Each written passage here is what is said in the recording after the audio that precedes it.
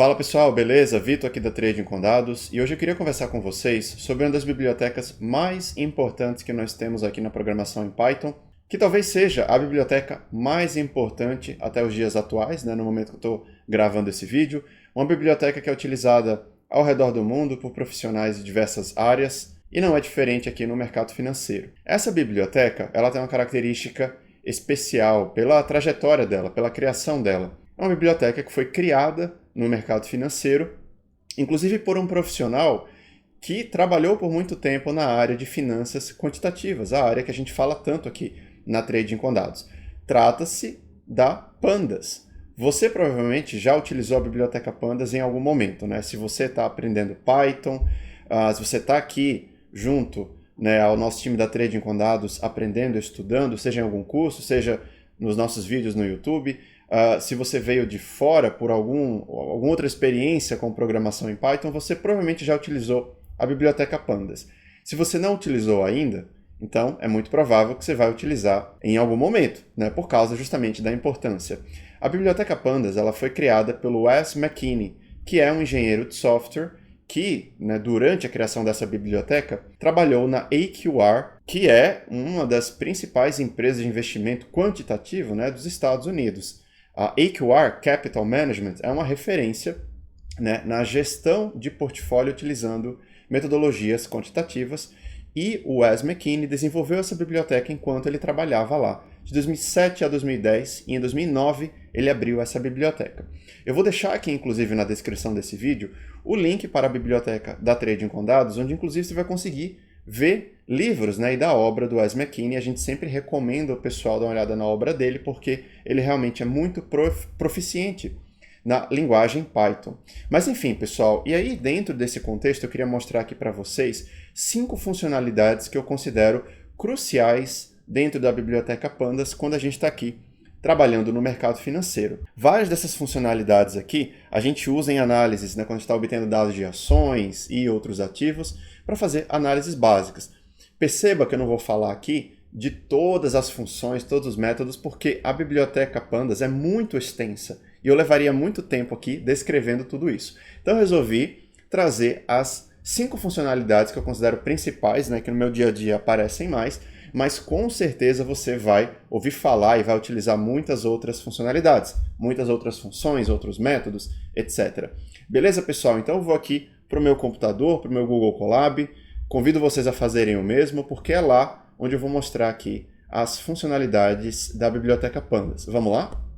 E aí, pessoal, eu quero começar aqui com vocês do básico do básico. A gente vai importar a biblioteca Pandas, vamos importar alguns dados também utilizando a biblioteca YFinance, e é com esses dados que nós vamos fazer aqui as demonstrações. Então, para importar a biblioteca Pandas, muito simples, Normalmente o alias, ou apelido que a gente usa é PD, para facilitar a nossa vida. Vou fazer um zoom aqui. E como eu falei, para demonstrar essas funcionalidades, eu vou importar os dados da biblioteca YFinance. Você poderia fazer essa demonstração com dados de outro lugar, não tem problema, mas é porque aqui é muito fácil trazer dados com YFinance, então acaba sendo minha opção natural. Então, import YFinance as YF. E agora a gente vai fazer a importação dos dados. Então, para importar com YF, a gente faz yf.download. E aí você coloca aqui o nome do papel ou o nome dos papéis que você quer analisar. No caso, eu vou pegar um papel só, veg3.sa, colocar uma data de início. Então, por exemplo, começar aqui do dia 1º de janeiro de 2022. Vamos executar dessa forma.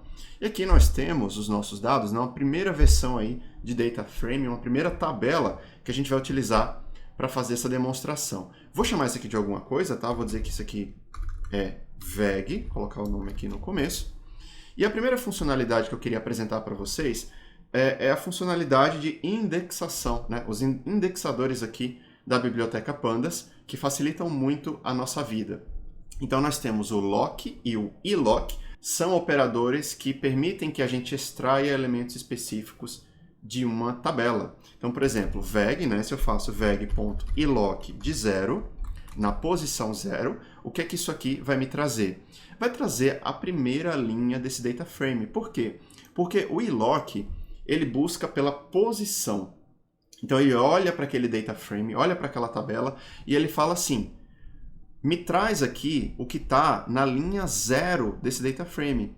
Esse data frame contém aqueles dados, né, de cotação, de volume, então ele traz a primeira linha. Essa aqui é a primeira linha. Se eu quiser a segunda linha, então a gente coloca o 1 aqui dentro, né? Lembrando que a indexação no Python começa em 0. 0 a primeira linha, depois a segunda linha é a linha de posição 1 e por aí vai. Então não se confundam com isso, tá? Se a gente usasse o lock aqui, ia ser um pouco diferente, né? Porque o lock precisaria de uma data e não da posição. Então, por exemplo, eu quero, sei lá, o dia 1º de março de 2022, né? Se é que esse dia teve pregão, provavelmente não teve. Então, ele vai dar um erro aqui, sei lá, então dia 2. E aqui a gente teve resultado, ou seja, essa data, ela existe aqui dentro desse data frame. Portanto, né, esse aqui seria o primeiro operador que eu queria trazer para vocês. Deixa eu adicionar uma linha nova aqui para a gente organizar certinho. Então, lock e lock. Como são operadores que fazem basicamente a mesma coisa, eu agrupei os dois e trouxe aqui na mesma seção, tá? Então vamos transformar isso aqui em Markdown, vou colocar isso aqui como negrito, vou colocar uma hashtag aqui na frente para a gente compartimentar. E nós temos o lock e o ilock. E aí, só para a gente terminar, uma outra funcionalidade que eu queria mostrar aqui para vocês, né, que demonstra a importância desses operadores, é quando a gente está normalizando, quando a gente está colocando os preços na mesma base, tá? Padronizando os preços. Como assim? O que é que você quer dizer com isso?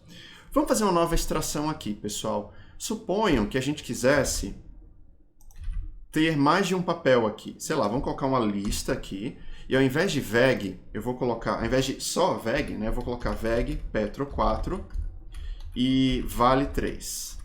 Maravilha. E aqui eu vou chamar isso de dados. E eu vou trazer... Eu não quero trazer tudo, tá? Open, High, Low e Close. Eu quero trazer apenas o fechamento desses 3 papéis. Então eu vou colocar aqui no final um filtro para trazer apenas o fechamento. Vamos executar. Agora vamos visualizar como ficou os nossos dados. Uma prática comum que a gente realiza, tá? E é muito comum no mercado financeiro, é a seguinte. A gente vai criar aqui, vamos executar de novo, porque eu acho que não foi, tá? Vamos executar. Maravilha, agora vamos executar aqui de novo. Uma prática comum é a gente colocar o mesmo valor de início para os papéis, por exemplo, 1 ou 100, e eles partirem a partir desse valor, tá? Ao invés de ter os preços propriamente ditos. A gente chama aqui normalmente de normalização, mas você pode chamar de padronização. Lá fora o pessoal chama de standardization, tá? Então, os nomes variam, mas o propósito é o mesmo.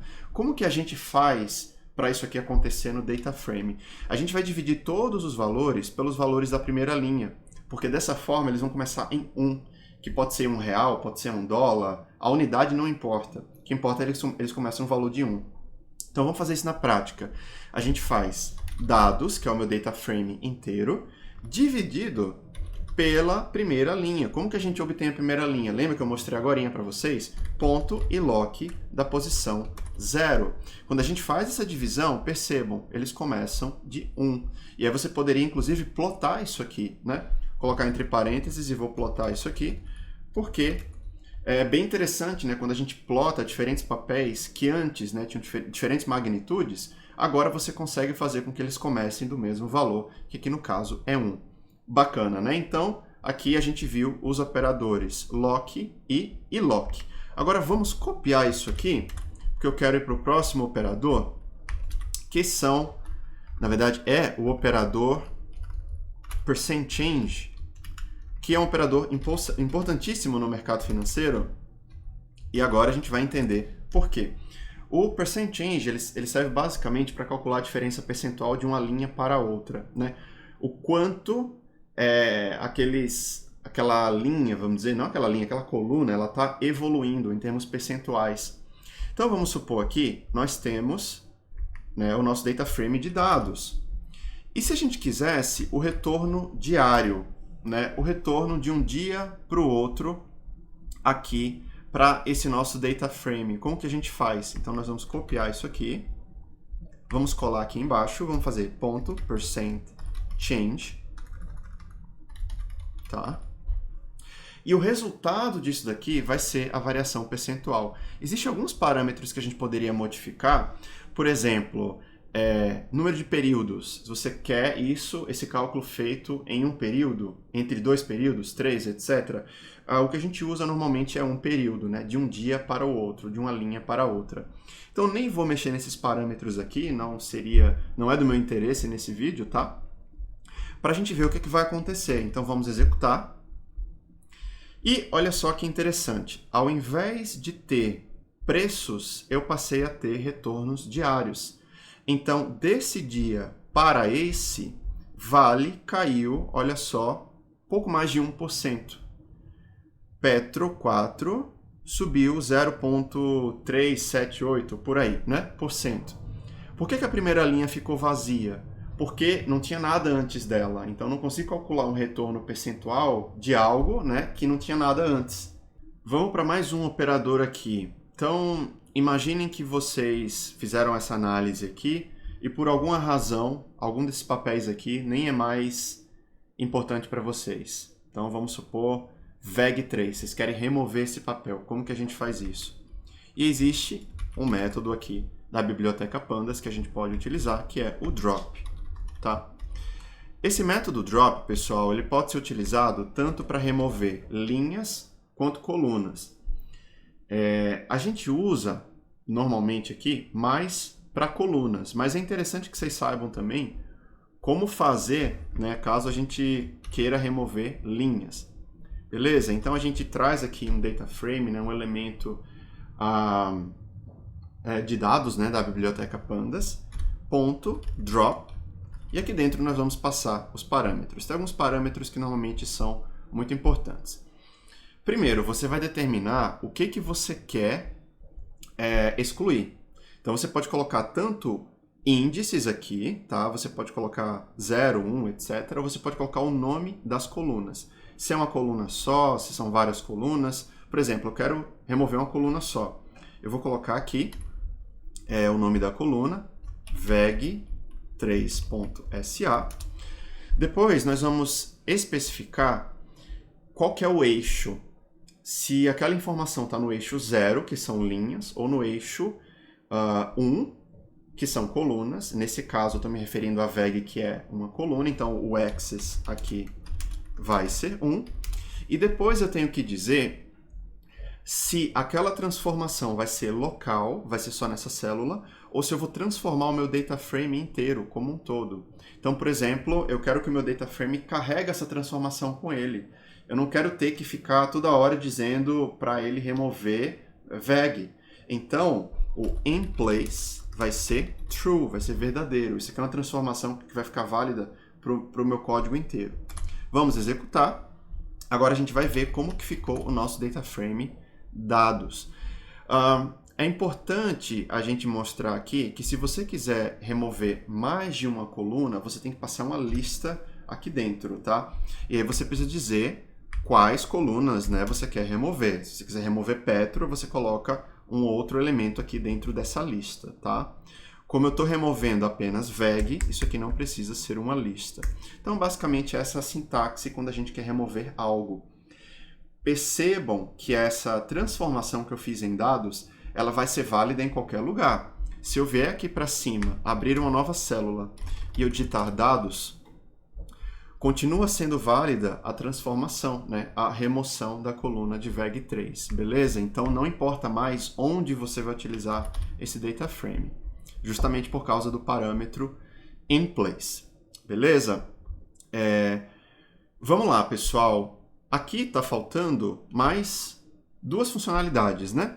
Quero mostrar para vocês a funcionalidade do rolling, que por mais que não seja tão conhecida assim dentro, né, do Data Science, talvez, ou do pessoal fora do mercado financeiro, no mercado financeiro ela é muito utilizada. Talvez quem mexe mais com séries temporais, né, utiliza muito isso aqui. Mas o rolling no mercado financeiro a gente usa muito para fazer as médias móveis, né, as chamadas médias móveis, janelas de volatilidade, etc. e tal. Então, o que é uma média móvel, né? É a gente suavizar o preço daquele ativo. Então, por exemplo, né, eu tenho o Petro 4 aqui. Vamos plotar Petro 4 para a gente ver? Então, se a gente selecionar só Petro 4 e a gente plotar, esse aqui vai ser o resultado. Como que a gente poderia traçar uma média móvel, uma suavização, né? Aqui em Petrobras, a gente pode criar uma nova coluna, vamos criar uma nova coluna aqui em cima, que eu vou chamar de média móvel de 20 períodos para Petro 4. E eu vou dizer que essa média móvel, o que ela vai ser? Ela vai ser simplesmente o preço de Petrobras, onde eu vou passar o rolling, né? O rolling vai determinar qual que é o tamanho da janela. Então, por exemplo, eu quero ver uma janela de 20 períodos. Vou colocar rolling 20. E aí você tem que dizer, uma vez que você está olhando para uma janela de 20 períodos, o que é que você vai fazer com aquela janela. Você pode calcular a média, pode calcular o desvio padrão, etc. e tal. Se eu quero uma média móvel, aqui eu calculo a mean, né? A média. Então vamos clicar aqui, ponto mean. Dessa forma, eu criei uma nova coluna, que agora vai ser a média móvel de 20 períodos. Se a gente pegar o nome dessa coluna aqui, dessa nova coluna que nós acabamos de criar, e colocar aqui dentro da plotagem, olha que legal. Por que ele deu esse erro aqui, né? Vamos ver aqui, pessoal, o que aconteceu. Só um momento. Maravilha, nós temos de fato essa nova coluna. Faltou aqui um par de colchetes, tá? Eu preciso colocar uma lista aqui dentro, tá? Detalhe importante, vamos lá. Então executamos.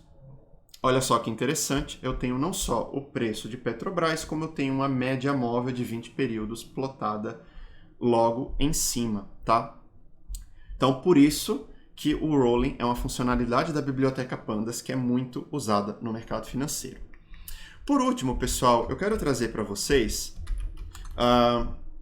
uma função que não tem muito a ver, mas ela é muito, muito importante, que é a função merge, tá?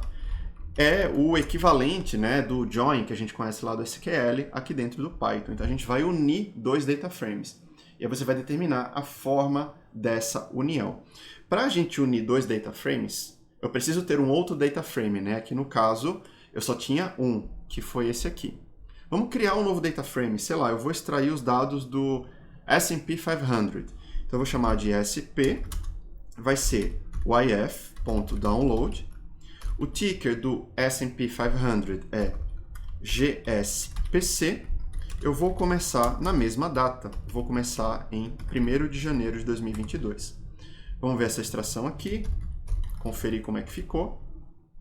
Maravilha. Bem, eu tenho várias coisas aqui, né? Eu não necessariamente quero tudo isso aqui. Então vamos fazer o seguinte. Vamos selecionar apenas o close de S&P 500. Então eu poderia fazer aqui no caso SP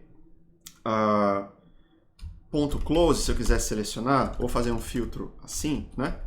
São diferentes formas aí de fazer o mesmo filtro. Bem, eu quero fazer a união disso aqui, da informação do close do S&P 500, com a informação aqui desse data frame aqui que eu tenho, de dados. Então, vamos lá, né? Nós temos aqui dados. O que nós vamos fazer, pessoal? Eu vou gerar um novo data frame, que vai ser a união desse aqui com esse aqui de S&P 500, lembrando que daqui eu vou trazer apenas o close. Então vamos lá. Como que é a sintaxe?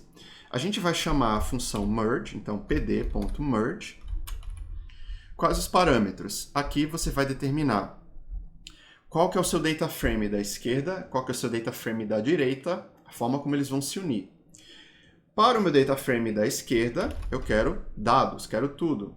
Para o meu data frame da direita, eu vou querer SP mais apenas a coluna de close. Então, nós já temos aqui o data frame da esquerda e o da direita. Faltaram dois parâmetros. Eu preciso dizer como que ele vai fazer essa fusão. Então, how. Para você que conhece a terminologia do SQL, você vai saber isso aqui muito bem, né? Se você não conhece, não tem problema. Então, tem várias formas de você fazer essa junção. Você pode fazer da forma inner. O que é o inner? É a fusão, né, com o que existe de comum entre os dois, com a interseção entre os dois. Então, se eventualmente ele vê aqui datas, né, valores aqui de chave que não são comuns entre os dois, ele ignora. Esse é o inner. Tem o left, que ele leva em consideração tudo que o data frame da esquerda tem. Se o data frame da direita tiver ou não tiver, não importa, né? Ele vai tomar como referência o que tem no da esquerda. No da direita é verdadeiro, né? Só que o contrário é análogo. E você tem também a possibilidade do full, né? O full join, como a gente chama, é o que você traz tudo de todos. Então, se tem dado faltante em um, dado faltante no outro, ele traz tudo. Eu normalmente gosto de usar o inner, tá? Então, eu quero trazer apenas as linhas, né, daquelas datas que tem nos dois data frames. Então, how igual a inner. E depois a gente tem que dizer qual que é a chave, qual que é a coluna, qual que é o elemento que você vai usar de referência para unir os dois. Então, aqui você vai colocar o on, tá? Que no SQL a gente conhece como by, né? Aqui é o on. Então, on. A minha chave vai ser o quê? Vai ser a data, vai ser o date, tá? Então, como eu tenho aqui os índices, o nome dos índices desses dois data frames coincidem, então aqui é date também, então acabo que eu não vou ter problemas com isso, né? Porque é o nome date para os dois. Então, vou usar a data como referência para unir os dois data frames numa junção inner, ou seja, levando em consideração o que tem em comum, apenas o que tem em comum entre os dois, a interseção. Determinei aqui os meus data frames, agora a gente executa. E aí, olha que interessante, pessoal. Nós temos as ações, né? A média móvel de Petrobras e temos o fechamento do S&P 500. Só que, obviamente, né, isso aqui criaria um problema para mim se eu tentasse normalizar isso aqui. Afinal, isso aqui eu estou começando em none, né? Se eu dividir isso aqui pelo primeiro valor, tudo isso aqui vai virar none, né? Então é uma magnitude muito diferente também, né? Caso eu tentasse plotar, não faria muito sentido. A gente pode até chamar isso aqui de full, né? Ou chamar de resultante, né? Ou seja, é o data frame resultante. Se eu tentar plotar o data frame resultante, a gente vai ver que não vai fazer muito sentido, né? Porque o S&P 500 está lá em cima. A gente precisaria normalizar tudo isso aqui, modificar e tal. Mas eu não vou entrar nesse mérito, porque o meu propósito nesse vídeo era justamente mostrar essas 5 funcionalidades principais. Beleza, pessoal? Utilizem isso aqui para continuar esse estudo, né? Peguem isso aqui, por exemplo, normalizem o S&P 500, vejam como Petrobras se comportou frente ao S&P 500. Beleza? Depois criem as médias móveis para cada um deles. Mas é isso, pessoal. Continuamos aqui no nosso aprendizado de finanças quantitativas. Espero que vocês tenham gostado desse vídeo. Vejo vocês no próximo. Beleza? Então, um grande abraço e até lá.